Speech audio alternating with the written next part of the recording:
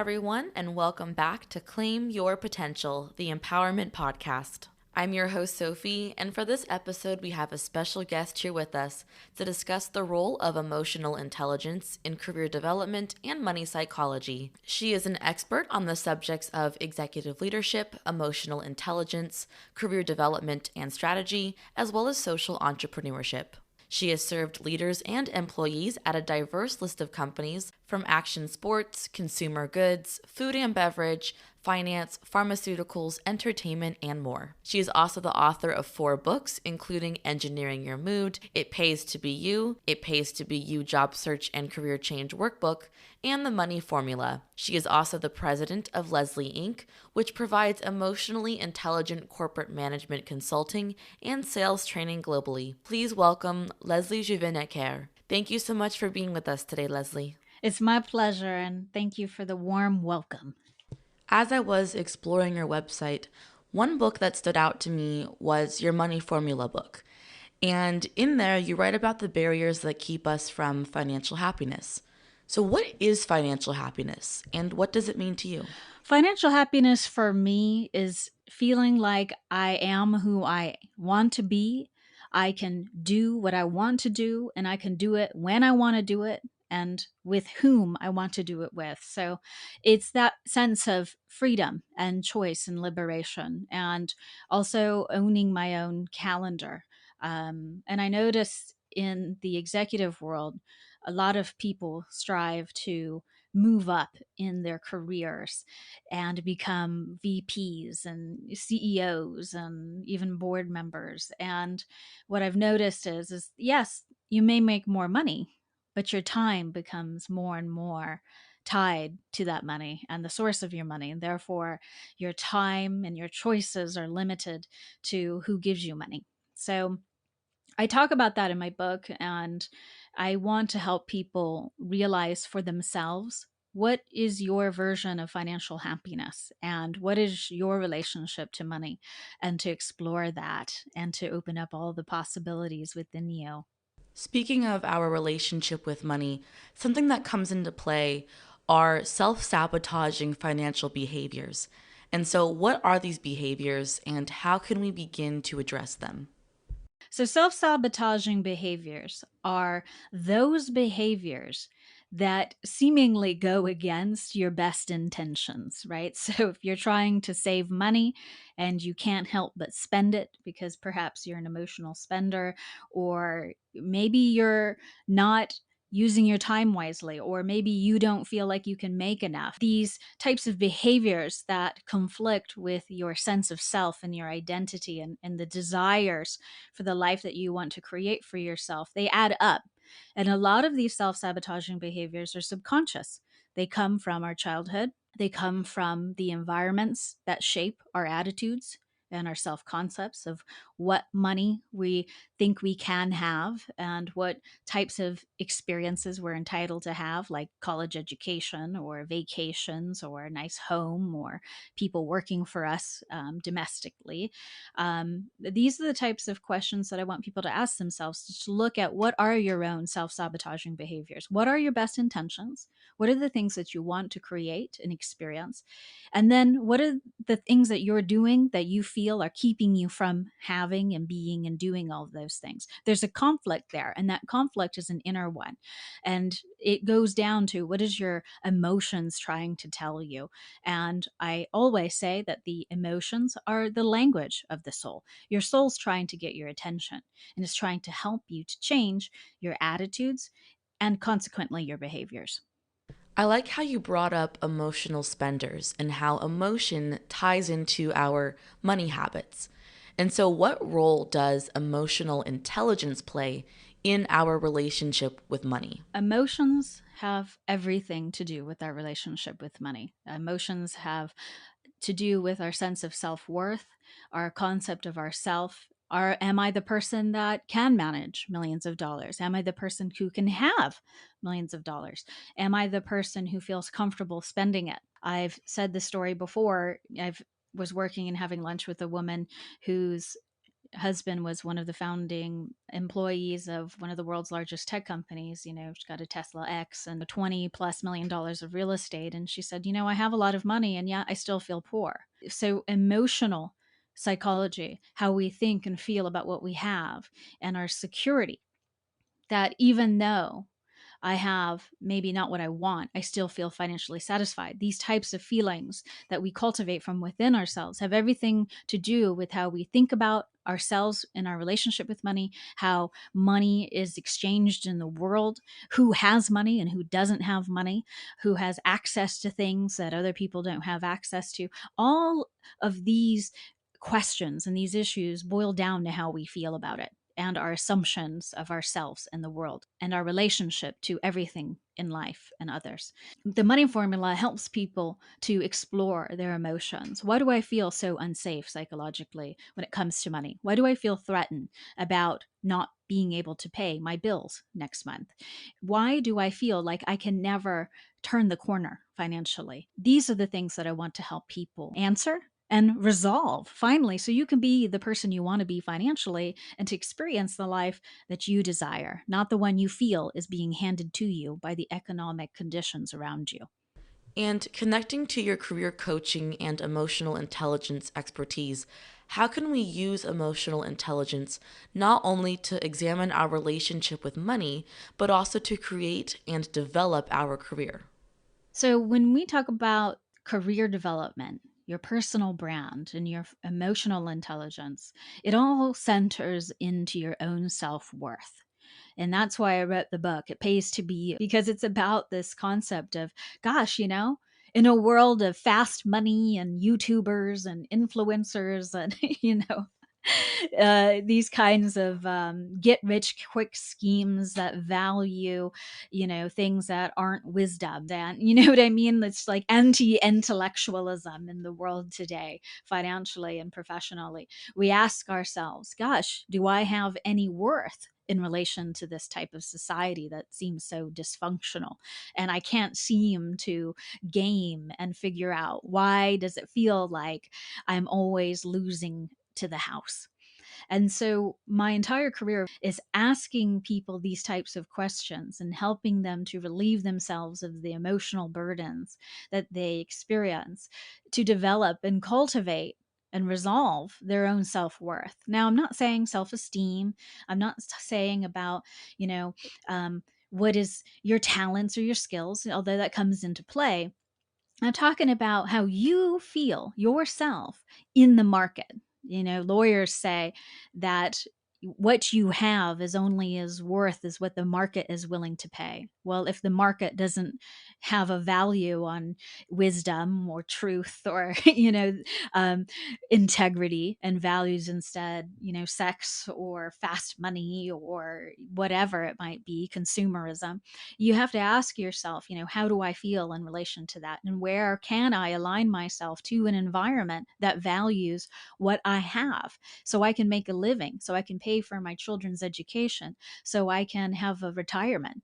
And so that stems to these questions about building your own sense of consciousness about yourself. What's good about you, your creativity, how do you solve problems and how do you face them? What are your emotional habits? They might be destructive, like complaining and blaming and worrying.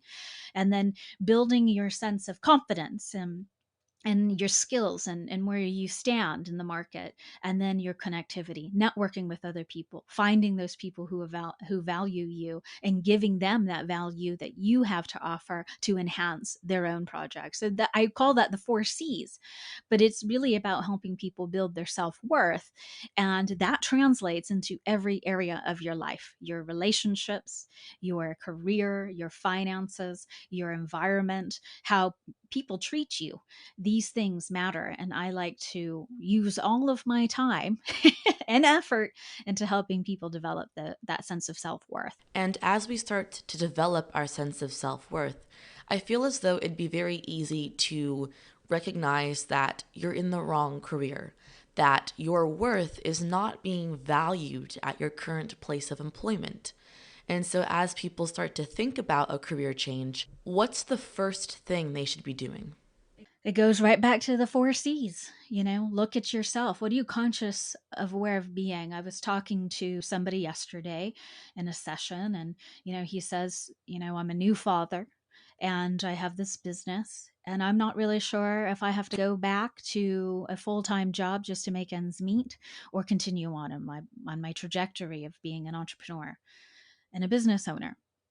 And I said to him, you need to write down on a piece of paper all the nasty thoughts that are in your mind, those things that you're avoiding. I call them ghosts. Oh, you'll never make it. You can't afford it. You won't be able to do it. You'll be too sick to show up. You'll be anxious. You'll have a panic attack. Whatever these nasty scripts are in your head, write them all down. Look at them. Just look at them. A lot of times we let these scary thoughts intimidate us, and we react so poorly to the thoughts that we think. Look at these thoughts. Look at them. And then ask yourself, where do they come from? Did I create them? Are they a thought form? Are they something I've dwelled on? Did I get this, from my childhood? Did I get it from somebody and I believe them? And examine those thoughts. And then admit for 1 second, just admit it and confess it. I've had to do this for myself. Admit that you're not the person you want to be, that you're not the person who can deliver the results that you're hoping for. Admit it for 1 second. Write it down on that piece of paper. Roll it up into a ball, set it on fire, because that's the old you. That old you has died. The person who can't have the things that you want to have and can't do the things you want to do, that person's died. You've eliminated that person, and now you're someone new. You're the person who can do it. You're the person who's capable. You're the person who will. And you're the person who you want to be. And it's really that mantra of like, am I the person I want to be? And start there. And if you're not, then ask yourself, what are all these thoughts that I'm believing and buying into, these assumptions about myself that I'm holding on to, that are determining my choices and my actions, that are self-sabotaging me and preventing me from succeeding? Write them all down, set them on fire, and let that old version of you die. That's what I'd say. Start there. It's very easy. It takes maybe 10-15 minutes, but it's going to illuminate some of those dark things, those secretly held fears and you know, destructive feelings, and let them all go. Let them go. I think we can also apply that to past relationships. As you were talking about this, I was thinking, oh my gosh, I'm pretty sure I've done that at some point or have wanted to do that, to just take old photos and to set them on fire and just let them burn. Really, it's the best way to release those negative emotions and to get some of that closure, especially for those relationships that didn't really end that well or not on a mutual note. Good. Burn, baby, burn. Absolutely. Burn, baby, burn.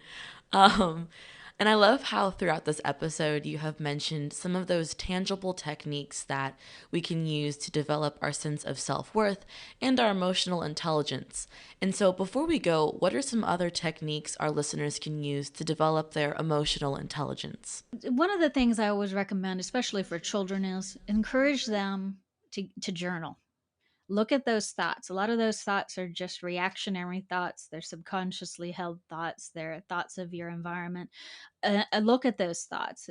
It's like looking at your journals from when you were 13 and everything was so dramatic and oh my gosh, how did I dare say these things? It makes no sense, right? And sometimes putting it down on paper and examining your thoughts, the source of your thoughts, the purpose of your thoughts, helps to process what you're feeling. Because most of the time, we're just reacting to thoughts. We really are. I like to say to people, it's just a thought. It really just is. But when we have a thought that comes inside of our head, like there's inflation right now and everything's going up, my electricity bill's $500 a month, a lot of people can't afford that, and I look at that and I go, gosh, that is a lot of money. But if I were to say, oh my gosh, I can't afford it, and I start reacting to it by feeling bad or frightened or insecure, then guess what? I've given that thought power, and then I start to give it life. And I think it was Hermes that said, life is the meeting of our word, our thought, and our mind. And if we introduce a thought into our mind and we start to react to it, then we're giving it power. So if you have a thought, look at it. and say, gosh, is this thought helpful to me or is it destructive? Examine it and then decide for yourself, is this an experience I want to create? And if it's not, cast that thought out. Examine them all. Examine what people are saying to you and what they're trying to convince you to believe. Because if you don't, you're going to be a passive minded individual, constantly reacting to the stimulus of the life around you, rather than being a creative, intentional thinker who chooses what goes on in your mind and what goes on in your life. I could not agree more. And to tie everything together, what is one thing that our listeners should take away from this conversation? That you can choose what you think and what you feel, and you can do something about it. And that's the premise of my book, Engineering Your Mood, is that a lot of the time, these types of things we feel like we can't control, that they're automatic.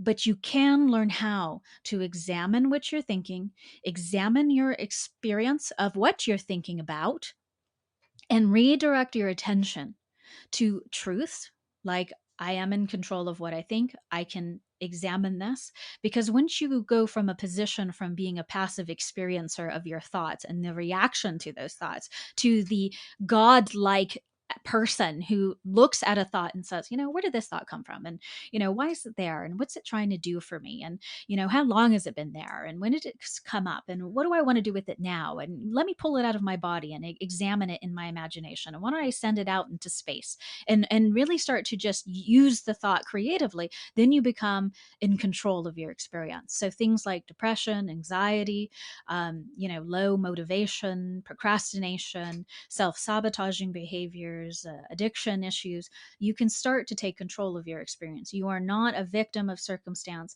You do not have to sit here and take the crap that life gives you. You can change what you think and what you feel, but it all starts with you and how you think about it. I absolutely agree. And speaking from personal experience, I think that's something that I heard a lot in mental health counseling was separating fact from feeling. And a lot of the time when we are feeling depressed and we're feeling anxiety, we are connecting feeling or we're connecting even past trauma to a current event or to something that has happened. And we confuse how we feel about a situation with what has actually happened. And that causes us to overthink when we combine the two together. And that causes us to feel depressed. That causes us to feel anxiety and to feel overwhelmed. And so I just want to say a big thank you for coming on to the podcast today and shedding some light on that and for sharing how we can start to address those self-sabotaging behaviors, how we can start to develop our sense of self-worth, and how we can let go of those past experiences to create new experiences, to create a life that we are excited about, a life that we love, a life that is filled with promise and opportunity, that has those good habits, that allows us to examine our emotion, but to address it and to confront it head on and say, here's how I'm feeling. And I know that I can get past this. I know that I can heal. And so thank you again so much for coming on to the podcast. I think all of our listeners took away something amazing from this conversation. I know I did. And so once again, a big thank you to Leslie Juvin-Acker for coming on to the podcast. Well, thank you so much. And I'll leave you with one final thought. And that's on the back of my book, Engineering Your Mood. And it says, your life experiences do not tell you who you are, only what you're thinking. And you can change that. So you're absolutely right. I love your therapist. A+ for them. And keep striving, keep being vulnerable, keep sharing your story, because there are the people out there who absolutely will benefit from this podcast. And I appreciate you for letting me share a little bit about it. That concludes this podcast episode. Thanks for listening. If you're enjoying our show, you can also visit our website, claimyourpotential.com, to access our blog, listen to previous and future episodes, leave a review, and subscribe to our newsletter. For more content, you can follow us on Instagram and Facebook at Claim Potential for inspiration, episode and blog post announcements, episode excerpts, along with other content for you to reach your full potential. A free way to support our show is by leaving it a rating and review on the podcast streaming platform of your choice. If you're not sure how to do this, you can head over to the Leave a Review page on our website for instructions. Thank you, everyone, and tune in next time where we'll continue to learn how you can claim your potential.